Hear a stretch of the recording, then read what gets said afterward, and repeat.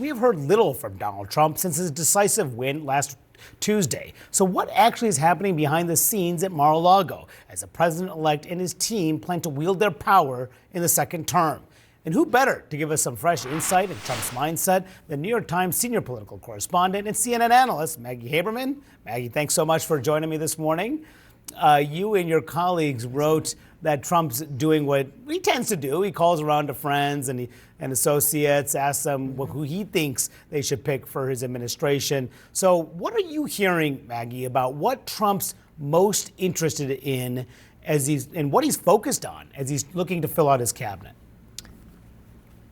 Yeah, so Manu, I want to caveat this, as we did in that piece, that all of this is heavily asterisked right now. There are lists going around, there are people floating names, Trump is soliciting names, he's suggesting names that he's considering to people. None of this is real until he actually says what he's going to do. And it's notable that he started out by eliminating people with a Saturday Night Truth post about Mike Pompeo and Nikki Haley. He's most interested in a handful of cabinet posts, and that's been the case the whole time. He was not interested in most of his cabinet during his term. He's interested in the Attorney General, the Secretary of Defense, the CIA Director, and he is interested in the Secretary of Homeland Security because that's the piece that deals heavily with immigration, and that is something that he's campaigned on aggressively. What those posts end up looking like really remains to be seen. What we have heard is that there is not a ton of consensus around who could fill any of those spots right now. And unlike what we saw when he was coming in as new president in 2017, there are not a bunch of big names from, established Washington or, prominent companies like Rex Tillerson, the head of ExxonMobil, who became the Secretary of State. This is much more people who are coming from Congress or people who are coming from the states or who are known to Trump.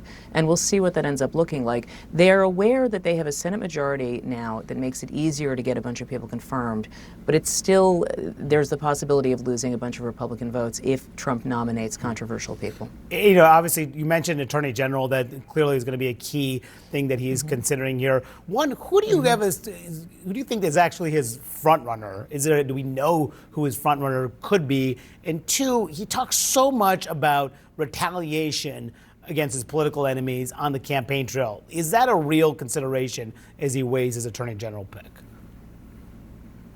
Look, I don't think that there is a clear front runner right now, Manu. There are a bunch of overlapping camps around Trump right now, and they all have to sort of align on a consensus in order for him to go ahead with somebody. There's a bunch of names that you've put up there. I think some are more real than others, but whether those people end up being the person is anybody's guess. Is he serious about retribution? He's been talking about retribution or revenge pretty consistently over the last 2 years, but certainly most of his life. So yes, I expect that will be a thing. You talked earlier in the show about his desire for loyalty, which we heard him ask a number of people about when he was in office previously.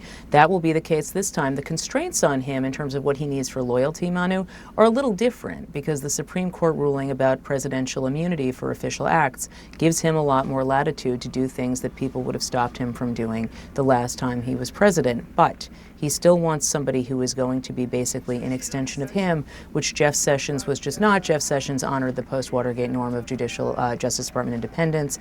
Bill Barr was more in lockstep with Trump in terms of how he viewed the world, but there were things he wouldn't do either. So we'll see what this looks like. Yeah, and you mentioned the Supreme Court decision on immunity, which gives him a wider latitude potentially to take decisions that may not lead to some legal jeopardy for him. So how do you expect his second term to be different from the first?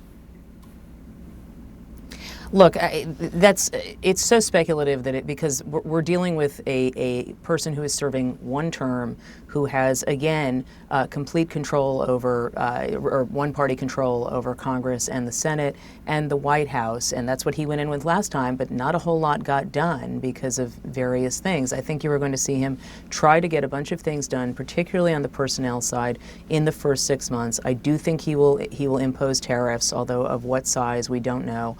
I do think that he will try to take an immigration enforcement action within the first 6 months.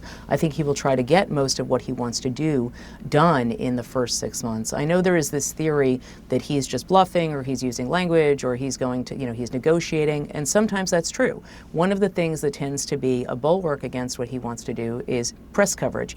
I understand that his campaign has very effectively used podcasts and non-mainstream media to sell his message.